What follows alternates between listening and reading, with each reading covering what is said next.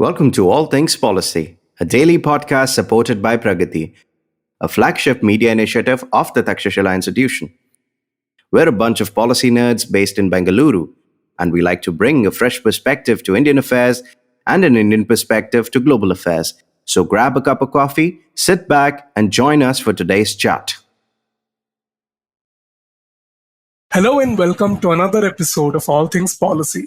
And today is the first episode of what shall be a series of podcasts on the very strategic semiconductors industry. I'm your host, Satya Sahu, and today we will explore the challenges and opportunities for this vital sector of India's economic and technological development. Our guest for today's podcast is Arjun Gargeyas, a former research analyst at the Takshashila Institution. Arjun has a background in electronics engineering and has worked with NVIDIA and Cisco in the past. He's also an IICU Chicago Fellow and a consultant at the Ministry of Electronics and Information Technology, Government of India. He has considerable expertise in high-tech geopolitics with a focus on semiconductors, quantum technologies, AI, and cybersecurity. Finally, he has also written extensively on these topics for various publications such as News 18, First Post, The Diplomat, and The Indian Express. In the next 30 minutes, I'll be conversing with Arjun about the current state and future prospects of India's semiconductor industry, the challenges and opportunities it faces in the global context, and any possible policy recommendations for enhancing India's competitiveness and self-reliance in this sector.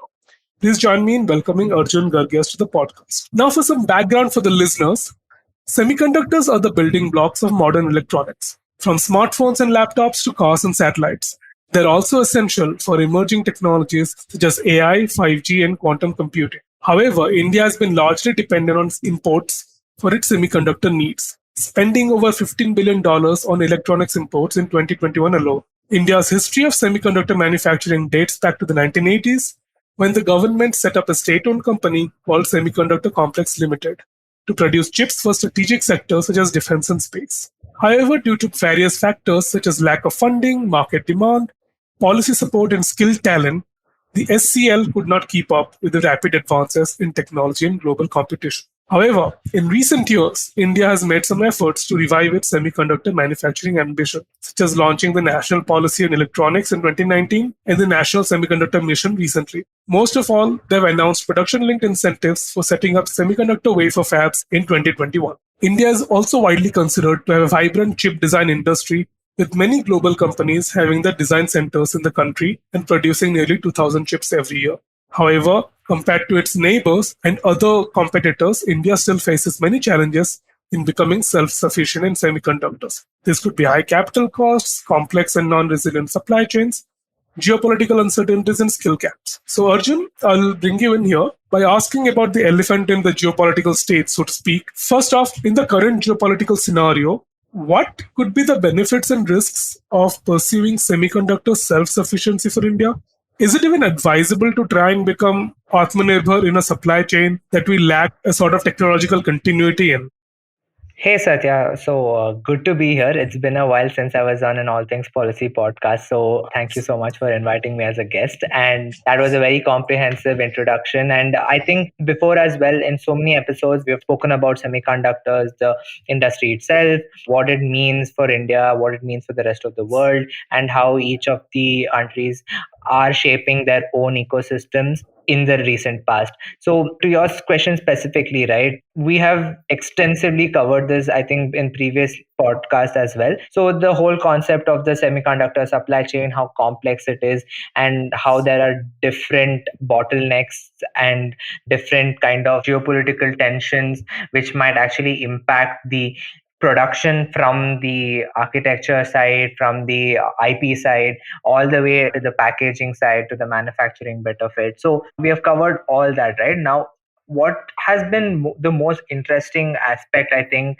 especially if you look at the geopolitical nature of this industry itself, has been in the last year or so, there has been considerable shift in how countries are viewing semiconductors itself. I think it actually was there during the pandemic when there was a huge shortage in supply, but the enhancement has been seen in the last 6 months or so, wherein countries, especially Western countries, have used semiconductors, chips, and everything related to the industry itself to target their own rivals. I think, especially this was in last October-ish or November-ish that the Biden administration officially signed the Chips and Science Act in the US. And that was when the era of industrial policy was back. And then they gave a lot of subsidies to improve domestic manufacturing. They gave a lot of incentives to build America's semiconductor ecosystem and industry so that it could compete on a global scale. And this was very surprising, not just very surprising, it was just the fact that America, which is considered to have a major share in the semiconductor industry, has resorted to such industrial policies just to prop up its own ecosystem. That shows the level of self sufficiency that has actually been achieved for now in the semiconductor industry itself. And no one has been able to dominate it. And that is why countries are looking at either specializing in a part of a supply chain, such as Taiwan does with manufacturing and China does with, let's say, ATMP and OSAT.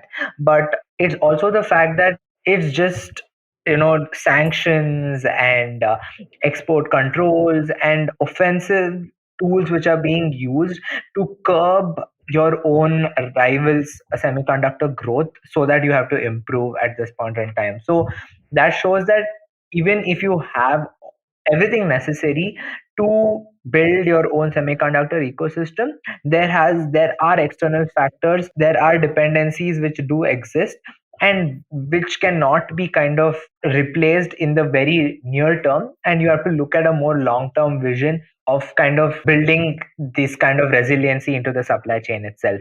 So one of the most interesting things in the last 1 year or so especially was this whole focus on semiconductors from a geopolitical front, right? So one was, there was a lot of talk on dependency reduction that was emphasized and stretched, especially in key areas of technology, and how you need to build redundancy in supply chains, and how protectionist policies which were focused on self reliance, and that was more or less being pushed, and that was by many countries, and which was meant to be the solution for everything in the tech supply chain aspect of it itself. And one of them was also, again, a massive push to develop these industry on a domestic level. This was seen from the US Chips and Science Act, the EU's Chips Act, and India's own semiconductor package, which was worth around like 76,000 crores to build the semiconductor industry itself. And finally, this whole ability to undercut your rivals. So there has been a techno nationalist approach which has been seen in the semiconductor space, and it is very evident through whatever sanctions which are being put on these so-called rivals and strategic rivals in the domain itself. And China is the elephant in the room for most of these countries, and how they have managed to actually grow their own industry, even though there has been so many restrictions which have been put on the industry itself. So there have been export controls. The US has directed its own companies, its own private companies, to stop selling to China, especially advanced computer chips and like AI chips which might be used for military purposes and military systems. It has directed other companies in other countries such as ASML of Netherlands to stop providing manufacturing equipment to China. So they've done all this, and yet it has managed to grow, and that is what is the problem right now. So it's all of this combined, and that makes it seem like the approach which is taken by India is very, again, it's very self sufficiency approach is not the right term to use in the semiconductor domain, but it's more or less saying we'll do whatever we can, we'll do everything in the supply chain itself. But that has not been the case. India has not had a fab in the ever, like a commercial fab has never been set up in the country. And what is the main reason for that, that we have discussed also previously, is just that many investors are hesitant on India because of its environment, business environment, political pressure, and whatnot. But the only thing is, in recent times, the push has been greater, especially in the December 2021 package, whatever came out by the Ministry of Electronics and IT. There was a comprehensive package, and it actually covered all areas of the supply chain. So that was the first time India had ever kind of focused on other areas of the supply chain also, but it was mostly focused on, building a fab, kind of having a fabrication facility, building manufacturing, creating manufacturing output for the country itself. But now it actually focused on design linked incentive scheme came out. It focused on other fabs rather than like the traditional ones, such as the display fabs also. And it also focused on OSAT, which is the outsourced assembly and test, and the later part of the supply chain also. So all this was done in December 2021 as a comprehensive package to build the Indian semiconductor ecosystem. Again, it is definitely an industrial policy which has been championed by the country. We just have to see how much of tangible results that will actually give us, and what sort of gains that would give us will determine how much of a position we are in to influence the global supply chain itself. So that is something we don't have an answer for yet. I hope that we do get sometime in the real future, though. Right. So that brings me to my other question. So for most listeners of the podcast, um, the concept of comparative advantage as it plays out on the global macroeconomic scale is something that is essential to any country specializing in a particular industry or a particular part of supply chain. So in your opinion, so given what we know about the last couple of years, whatever the government has taken, what are the effectiveness and feasibility of the announced initiatives and programs in terms of their objectives, outcomes, challenges, for the PLIs, for instance, on maybe are there any particular key areas or segments of the value chain that India should ideally focus on then? Like this could simply be a personal opinion based on what you know here. Yeah, so I mean that's the thing, right? When one can't achieve complete self-sufficiency in the supply chain itself, you have to resort to focusing on certain areas of it where you can actually specialize in. So that is where the idea of comparative advantages come in. That's when you realize what part of the supply chain can you invest more, and what kind of returns will you get from it. So I think that one of the easiest examples to see that is Taiwan. So in 1960s and early 70s, they built what is called as the pure play foundry model. So that model was focused on just building a manufacturing facility in Taiwan, which would churn out chips, but not focus on any other part of the supply chain. It told every semiconductor company out there to say that we would be your manufacturer, but we will not compete with you. So they essentially got a lot of business coming into their country, but they managed to actually stay aloof of the rest of the supply chain. So they essentially focused on their comparative advantage, which they realized that they had the necessary technical expertise, the manpower, they had the insane amount of capital which was required at that point in time. They restructured their trade policy and everything to set up these manufacturing plants, which would provide them whatever their position is now in the supply chain, right? So now coming to India, if you can think about what exactly India, if you look at the whole semiconductor supply chain, you would be it would be very easy to pinpoint where Indians make a difference. So, in the number of engineers that come out of Indian colleges every year, and the number of people who pursue electronics engineering, computer science engineering, who go into these semiconductor firms, they are all working on the design side of it, right? So they are not working in manufacturing facilities. India does not have a fab, so there is no one working in manufacturing facilities. There are a few ATMP centers, which is the assembly test and marking, which have been set up in India. But even that has been actually brought into India by some other companies such as a Taiwanese company or a Chinese company like a Foxconn or a Winston. So there are very low skilled laborers who are working in these companies who are just doing the assembly line, who are helping out in the assembly line processes and stuff.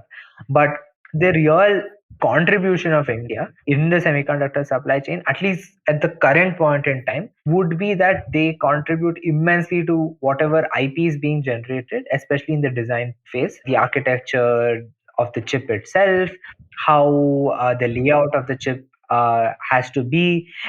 This is all what engineers do in these semiconductor companies. I myself was working in NVIDIA as a verification engineer. I think Pranay, he was working in both Qualcomm and Texas Instruments.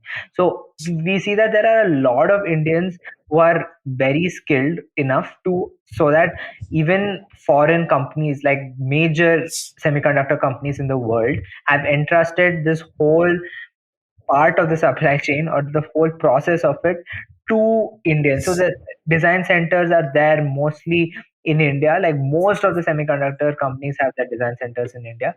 Like and their R&D happens here. So everything from building the chip to designing the chip happens somewhat to an extent in India. But the fact is, these are all not Indian companies. So the IP essentially does not lie with India. It it would have eventually go to the semiconductor company, which is generally based out of the US or South Korea, and like Samsung or MediaTek, like Taiwan, stuff like that. So that's the problem. And what we have been advocating, I think, for almost over a year and a half, 2 years now, is the fact that India has been focused more on setting up a fab in this country, and which is fine, which is totally fair, considering the fact that you might want at least one commercial or one or two commercial fabs in the country, which would provide the necessary domestic supply. Like, like domestic, there would actually be some kind of demand from the domestic market itself, and having a commercial fab in the country would actually cater to that domestic demand. But we do realize that this is an extremely capital intensive process of setting up a fabrication facility itself. And India has tried and not succeeded a bunch of times.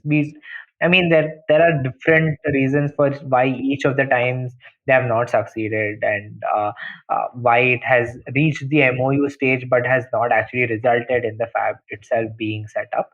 That's a conversation for another day. But the fact that they have tried and tried and not able to achieve it in all these years has also made analysts like myself or anyone else who is watching the semiconductor industry question about how much of capital can India, let's say not just the government, like even an Indian company who's willing to put in that money, can they contribute, like even as part of the semiconductor package? How much of the semiconductor package can be devoted to setting up a fab, and how much will we have left after after setting up that fab to take it to the other sectors in the supply chain? And when you have some kind of a presence in the supply chain in terms of manufacturing, it kind of makes sense. But India does not manufacture any of its product, any of its semiconductor products. There is as you said, the imports have been rising, and one of our major importers are China, and we are so dependent on Chinese imports at this point in time for electronics. So what is the gains we're getting from setting up a fab or maybe two fabs itself? Does that like make India a critical part of the supply chain? I don't think it will, like in the current scenario itself, because there are so many other countries who are moved past or who have actually have established themselves over the last 3 to 4 decades, and India, having not done that, is going to take a while for them to actually be an integral part of the supply chain. The only way that can happen is if Indian companies, especially semiconductor companies, they come up and they start off from the design phase. they make their own IP, and then once they have that IP, they can actually sell it to American or whatever Taiwanese or South Korean companies. So that has not happened yet. Indian semiconductor companies, especially in the design phase, have not received the kind of support they might have wanted from the government itself. So they have either shut shop, or they've basically become kind of Design only. contract. Yeah, so they just do the whole contractual bit for other companies itself. So in a nutshell, that's the state we are in right now. But the only way India can actually imprint itself in the global value chain of semiconductors, it's by focusing on its strength, which currently is the design. But it can become like assembly testing. It can become manufacturing, but that will take more time than focusing on design, which they have already have certain. That makes a lot of sense, especially because a lot of the the fabs that are thought to be set up are also not in leading edge nodes. Yeah. So that's also something that, because we lack the technological continuity in, it's difficult for us to compete on the global stage. However, such fabs can actually make chips or memory chips or chips that it may not need to be leading edge in order to be effective. But that's a question for another time, like you said. There are also questions about environment and natural resources that India also lacks in that regard, like clean water and clean power, especially in close proximity to a fab. That's like I don't know of any particular place in India that has both of those, and how the local population might react to that, especially because it's a huge trade-off. Stay tuned to All Things Policy. We'll be right back after a short commercial break.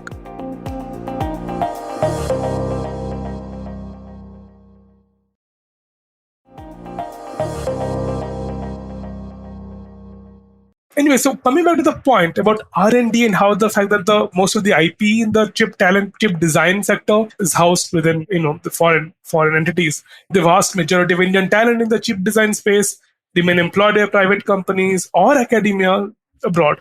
So I mean, this is a question that we at Takshila keep grappling with all the time. How do you attract and retain talent and skills in any, like actually in any industry, but in the semiconductor industry specifically, especially when we don't have an academia industry nexus in India? Mhm. This may be a very specific question to answer, but I also wanted to know your thoughts on it. So that's very interesting. I think if you look at it, I mean, so one of the just the story from my college days. So one of the subjects we were studying was VLSI back in college, which was basically how to design a chip. And the Bible or the textbook we were referring to was this guy named Razavi, and we didn't know who this guy was until someone told us that he was a professor at UCLA, right? So if you go to UCLA, you can actually meet this guy who has written this comprehensive book which every engineer refers to on the subject of VLSI itself. So the fact that there are these kind of academics who are writing literature which caters to the industry, that matters a lot. And the fact that in India there are very less semiconductor research institutes itself, I don't know, maybe I don't know the percentage or the number of PhDs that come out of India with respect to the field of semiconductors, but I'm pretty sure it's not a very high amount. Very less people actually go ahead and do research like an MSc and PhD in the electronics domain, and finally come out with something substantial or some incredible technology which India can use. So that has actually kind of hindered the Indian industry also. So there has been no maverick of sorts who has come up and kind of developed a company from the bottom up, like how Intel was started, right?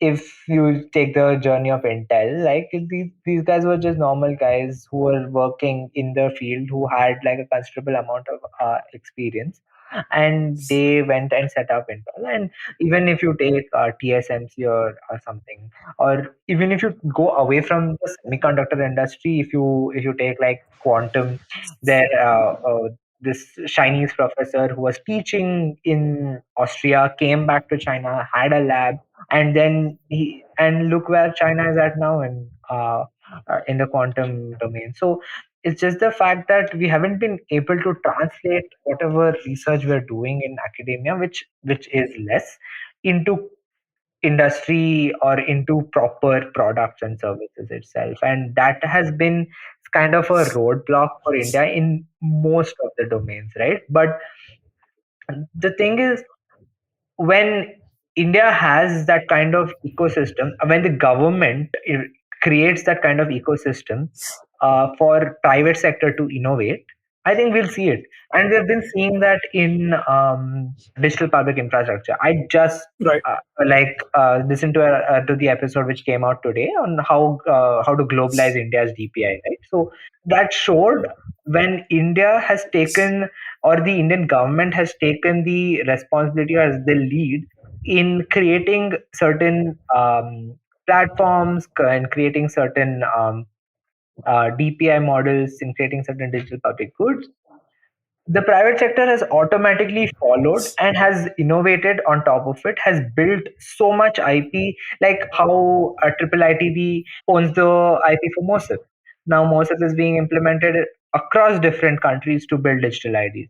How IGA Foundation has used its own IP to develop DPI in other countries. So the private sector has actually followed the government's footsteps and actually innovated on it, right? But that kind of push from the government side has not been seen in terms of R&D, in terms of starting its own, having its own research and academic wing for semiconductors and coming out with some tangible technology which can revolutionize the industry itself. And maybe it is not their focus, which is fine. They want to leave it to the private sector to um, do any of these achievements and kind of uh, engage in the part of the supply chain. But the fact that the government has not been able to champion it to an extent that even private sector players who are wanting to set up certain firms in the country have kind of got little disincentivized on what exactly are we trying to achieve. Will we have that kind of support from the government? Will we actually, will we have certain subsidies, not just subsidies, so any kind of incentive, not just financial incentives? Will the government go out of its way to protect our own IP? Will push comes to shove and we get into some kind of a IP litigation process wherein we are forced to either not license it or something like that, or make it open source or something? Will will the government actually protect our IP itself? So these are just small things, but it's just the fact that if you build that kind of confidence into the industry, I think you can build the ecosystem as well. And the government's role is not just to say that this much money has been allocated for building the industry itself or building an ecosystem itself, right? You actually have to kind of go out of your way and work with private sector, work with startups, and incubate it to a point wherein you they feel that the government has got it back, and they will not kind of have to shut shop if something happens. So that's something that we have not seen.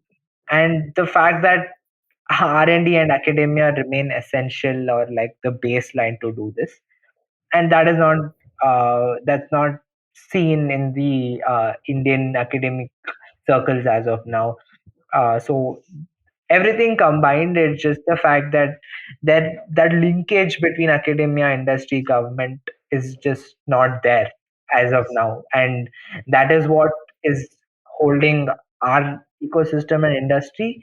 And until we kind of build that linkage, it's just going to be that way, I think. No, yeah, I think the analogy to of the government building the foundation layers of of digital public infrastructure in India, and then the private sector building on top of it is a great analogy to apply to something like the semiconductor industry itself as well, because you need to have supporting IP regime. You need to have like zero tariffs on input materials, for instance, like the information technology agreement that the government has essentially like written off. And yeah, that's a whole bag of worms we'll unpack in another podcast. But yeah, stuff like that, yeah, without that it's very difficult to get that. We're almost at the end of the podcast. So I just want to know a little bit about, in your experience, what is so like you did say, the industry's view is of the government's announced initiatives is fairly muddled. It's they not sure about what exactly the government wants to do and specialize in what specific steel supply chain. Where do you think that in this current scenario, the industry would most likely focus their investment in R&D on? I mean, this is R&D that foreign companies will be will be investing in, but I mean, in India. So just a brief idea of insight from your side. Yeah, so I think it's hard to gauge exactly what the industry thinks of these policies unless we actually see someone coming out openly and saying, oh, we really appreciate this, and we are willing to engage with the government. We are part of we have got some subsidy or some incentive from the, let's say, the design linked incentive scheme, and we are going to be setting up a semiconductor firm which will engage in cutting edge research on semiconductor design itself. But generally, the fact that if you revisit India's like incentives, right, just not just for semiconductor ecosystem in general, but like if you revisit some kind of incentive structure which India had for building a fab itself, so the capital expenditure has been raised from before. Like, let's say pre 2019, the government promised around 15 to 20%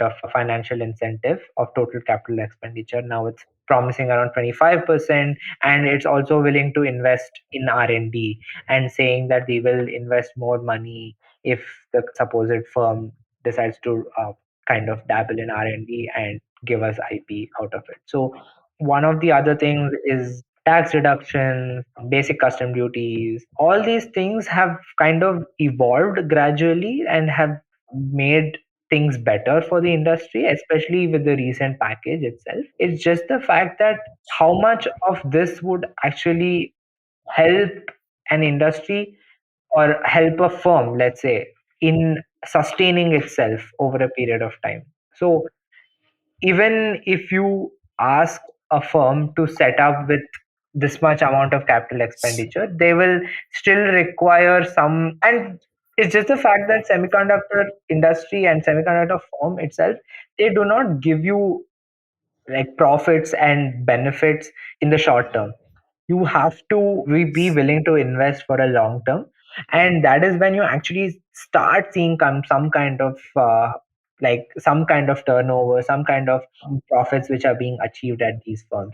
It's not like software industry or a software firm wherein you pump a massive amount of money, and then they make a product, and then they sell the product, and they get a huge influx of cash or whatever on that.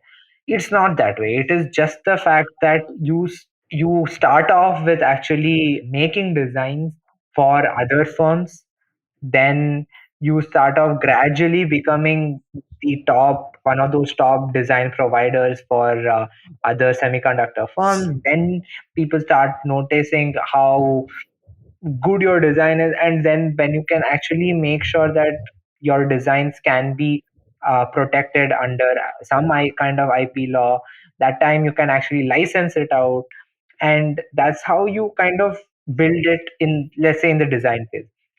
For the manufacturing bit, it's just the fact that setting it up only will take around 4 to 5 years. Setting up a fab will take 4 to 5 years, and then the fact that it's not just like you provide this much amount of money at the beginning of the project itself, and then you would actually have to get a lot of manufacturing equipment from abroad.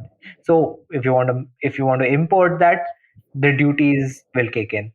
How much are you charging for import duties? How much are you charging for importing raw materials? So if that is also high, then the cost imbalance just starts burdening on the firm or on the project itself, and finally you won't actually see a major profit actually happening for any kind of. This isn't even taking into account the fact that the domestic market actually may or may not exist. Like there's the Exactly. And what do you account for of how much will you produce for the domestic market? And how much you have to result in, how much you have to export, and how much of your the percentage of your products which would be exported across the world. And when you export, you have to be competitive. Yeah. And when you're not competitive, your exports suffer. And the fact that, in as you said, India does not have a fab yet, and the plans of setting up the fab in the country are also not leading edge. They're all trailing edge nodes.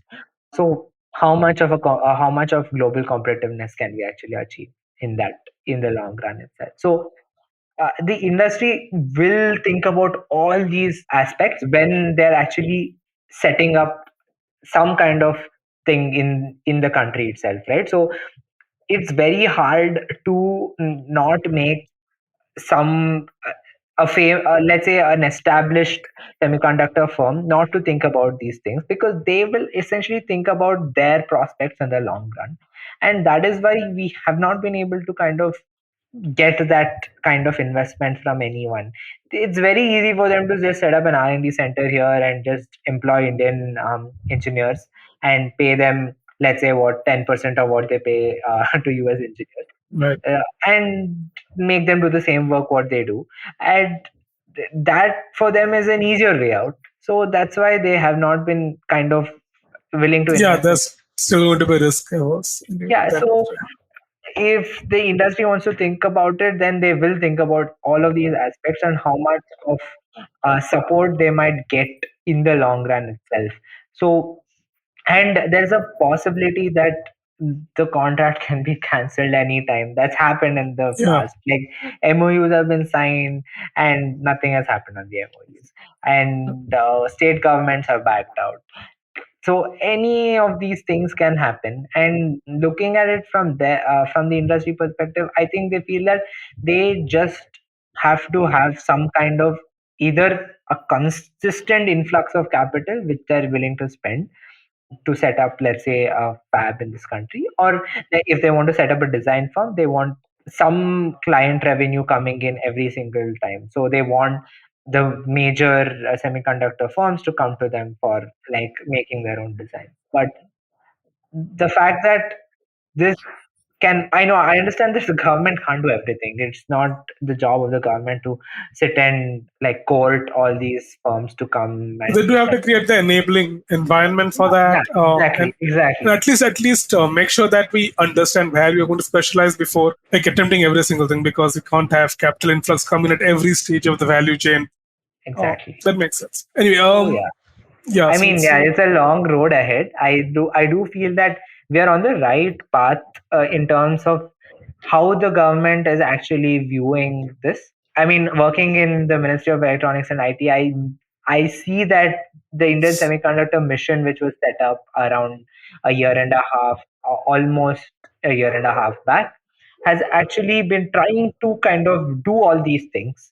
But it's just the fact that it's hard to convince when you don't have results, which has been in the past. Like if you go and say I will do it, people might not believe you, considering the fact that nothing has happened in the past yet. So if you can get one fab up and running, and if you can get one design firm which will make some critical IP and license it out to almost all US semiconductor firms, it's like people are just going to view it as hollow promises.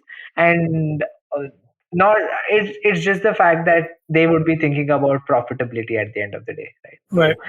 And India would be thinking about strategic gains, but the private sector always thinks about profitability. And Yeah, it's a really weird chicken and egg problem. Yeah, that's yeah, so you never know how it's gonna go. But I think we're on the right track, and I hope that at least the mission which has been set up would manage to kind of incubate some of these projects which have been signed, like the Vedanta Foxconn one, or even the ISMC Tower Jazz one, which is in Mysore.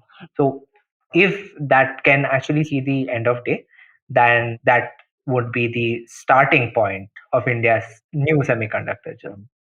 makes sense. I think that's all the time we have for our foray into understanding the complexities of this strategic sector. Thank you, Arjun, for being with us and sharing your valuable insights in this conversation. I learned a lot about the way the industry might view into things. Like a lot of this are intuitive given our studies, but getting an inside view always helps. Thank you to all the listeners for joining us today as well. And we are signing off here. Thank you so much, Satya. Happy to be a part of the podcast. Thank you.